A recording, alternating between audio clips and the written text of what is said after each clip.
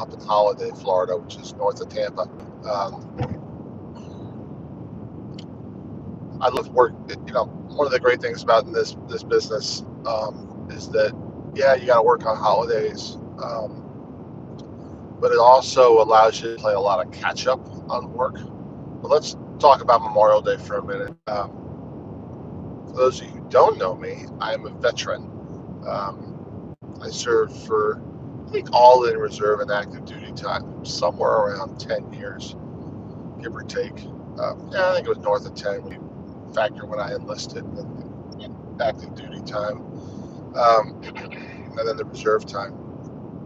So when I was a young lieutenant, I was stationed in a place called Fort Irwin, California. And Veterans Day is important to me. It's it really is important to remember soldiers, airmen, sailors, Coast Guardsmen who have paid the price in war. We could debate the cause of war. Not a fan of war. Anybody who's been to war knows it's not fun. Um, Oftentimes we go to war for the wrong reasons.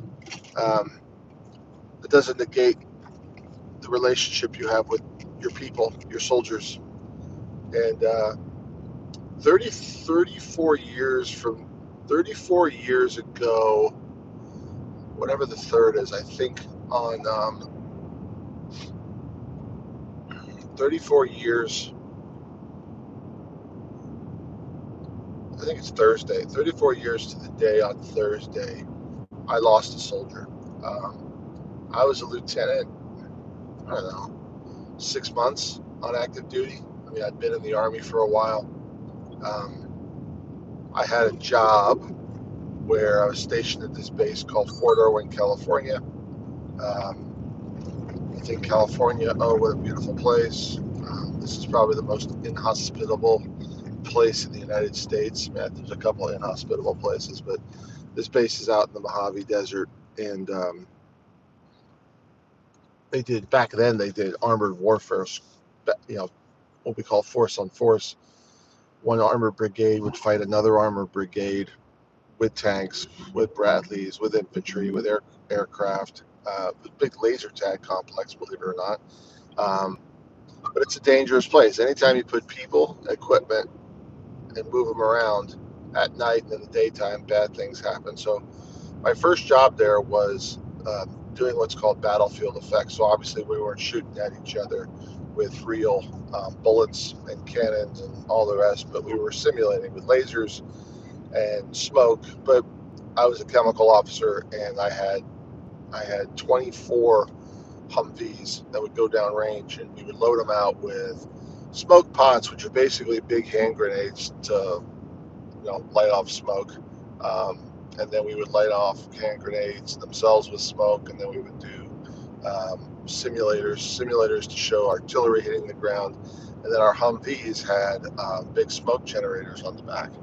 So that was my guys would go down, and every time somebody would want to shoot an artillery round during an armor battle, my guys would go out to that specific point they had plotted on the map, and it was a simulation. But we would kick up a lot of smoke. I mean, you could fill a valley with smoke, and that was part of when you're in the desert, you do that. You do fill things up with smoke. Anyways, so every month for 12 months out of the year, my guys would go downrange. We would live in the desert. We had a little bivouac site for off days, like every other day. Things would be a little quieter, but there wouldn't be a full battle on. But we always had to have people out there prepping fires and marking artillery and et cetera, et cetera. So it was Memorial Day week. Was it Memorial Day? It was right around the Memorial Day weekend or right after.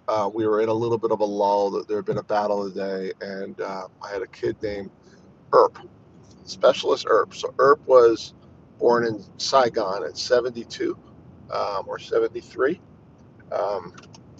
Earp enlisted in Texas, and when I got there, he is a Spec 4, which is like an E4. Been in the Army for 4 years. Pretty seasoned guy. I mean, knew his stuff. Funny kid, was a great artist to draw. You could draw up our company T-shirts and stuff. But anyways, Earp was heading out to the bivouac site with water and food to relieve the guys who had been out there for 3 days. So during battles, we'd rotate. Everybody would go down range, the majority of the unit, but then we'd downshift the staffing just to deal with the light days. So he was going out to pull a shift on light days. Now, if you've never been to the desert, I mean, you're thinking Lawrence of Arabia. It's not like that. This is the Arizona, Western California mountains. Hot as shit, by the way. But there are lake beds, prehistoric lake beds, dried lake beds, and they'll fill up in the rainy season. So Earp is driving out there across this lake bed, and we had these dust storms that would kick up. So the Santa Ana winds, they're causing the fires you see out in California. They would kick up and create what we call dust devils, little tornadoes on the dust. And the lakes were dry, so in the lakes were moon dust. And we would come down come in from the field, and our goggles would be here, and then the rest of our face would be covered with dust. So the dust kicks up. Earp's driving along in a Humvee. Everyone knows what a Humvee is. And the back of the Humvee has these big smoke generators mounted on it. He was doing probably 45 miles an hour. Coming in the other direction, they're fire markers. So we were called fire markers. We would, either mark artillery rounds or mark smoke. And the artillery guys were coming in the opposite direction. They shared the same bivouac site with us. And they were doing the same thing. So these were the arty guys and we were the smoke guys. And they're crossing this lake bed when one of these dust storms kicks up. Freak act of nature. And they don't see each other. So the lake bed's a mile wide, 2 miles, in the other direction across. It's just flat. And you're cruising across it, and it's perfectly flat. The dust is kicking up behind you. When the dust storm hits, it kicks up in front of you. So Earp enters the dust storm. He's wearing his goggles and his gear. At the same time, the other guy is entering from the other direction. So his visibility was impaired, and so was the other guys. They meet in the middle. They literally come at each other, and by the time they each see each other, it's only by the grace of God that they just slam right into each other at 45 miles an hour head on. They overcorrected. Each guy overcorrected, one to the left and one to the right. Now the arty guy, all he had in the back of his Humvee was personal gear. Earp had these smoke generators. Each one weighed about, I'd say probably 250 pounds, but in the middle there was a tank of oil. So Earp's Humvee rolls. Now, we had on this, there was a bar over the top, and people used to call it a roll bar. It was not a roll bar. It was a tent support system that would cover the canvas, so the guys could have some cover. That crushes. When Earp rolls, and he rolled about 6 times. So, both guys overcorrect, the dust is coming in, and then another set of guys pulls up because they see the accident, and they come and start administering first aid. I'm in my motor pool, maybe 2 miles away. I get a phone call at the motor pool. Hey, there's been an accident. So I hop in one of the Humvees. I drive out to the site. By this point, they've already medevaced him to the hospital. I turn around. I go to the hospital. The sergeant who was doing CPR on Earp, the other guy was, pretty traumatized by the event. They're pumping on Earp. Now, Earp's a little Vietnamese kid, maybe weighed 140 pounds. This big old NCO is pumping on him. And Earp's chest is swelling and swelling and swelling. And when the battalion surgeon cracked him open to do heart massage, blood went everywhere. So the guy doing CPR had just been, by doing the CPR, because Earp was dead on impact. Is that what happened? and the blood went everywhere because by pumping during the CPR, the valve had ripped from his heart. The blood was just going into the cavity. Anyways, I share that story, so that tore me up. I was a young lieutenant. I lost a soldier. Not my fault. Not my fault. We were doing the same job that people had been doing for 15 years. It's freak of nature. So what I share to people is that on Memorial Day, soldiers die all the time. Sailors die all the time. And they die a lot of times in training, and they die a lot of time in accidents. And I personally think the accidents and the training events are a greater tragedy and hit harder than the combat deaths. Although they're horrific, you don't expect people to die driving a Humvee or to go off a cliff. Now at Fort Irwin, they've got a pretty horrific record for killing people. It is a dangerous, dangerous place. There's a live fire portion. People have been shot in the head with 50 calibers or 20 millimeter cannons. Parachute drops, chutes haven't opened. I think while I was there, I remember one really bad night where a whole platoon of guys drove off a cliff, basically a wadi.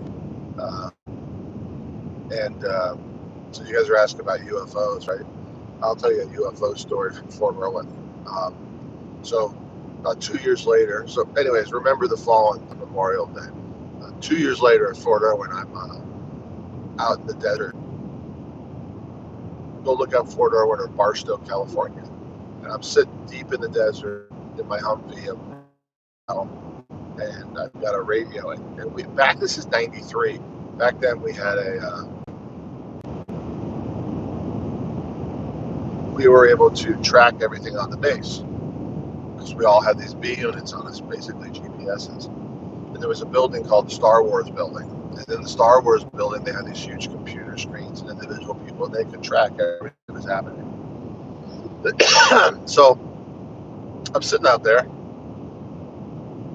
and there's a mountain range that separated live fire from the training area.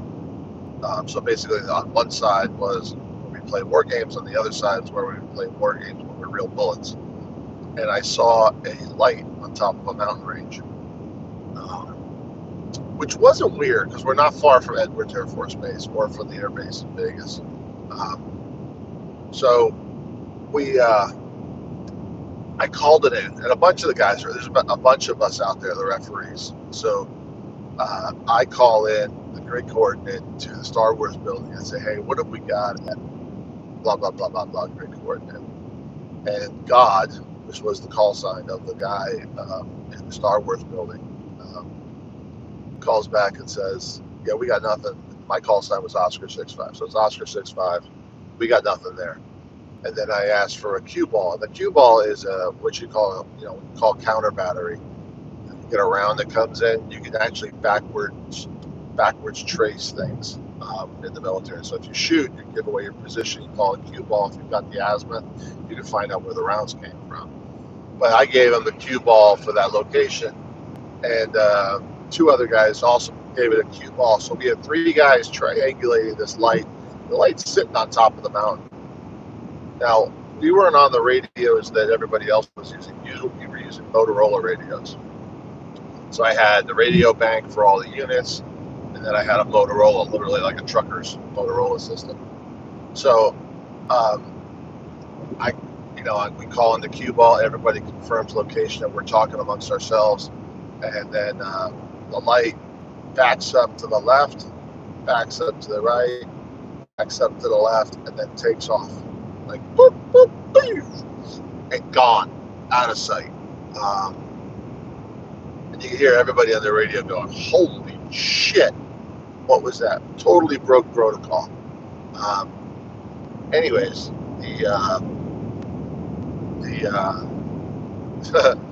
God's like, what are you guys seeing? And we're like, that fucking light just book, man. What the hell was that? And then God has like a pause and says, Oscar 65, do you want to report a UFO? So here I am, young first lieutenant, and my sergeant's with me, and we look at each other like, are we gonna freaking call it a UFO? Are you fucking shitting me? And neither of us are like, no, we're not gonna do that. And then that was like a running joke. So nowadays, I think it was just probably some stealth fighter shit, because this is the 90s, so they were developing stuff back then. Who knows what they do out there at Skunk Works? But that shit freaked me out. Everybody have a good Memorial Day.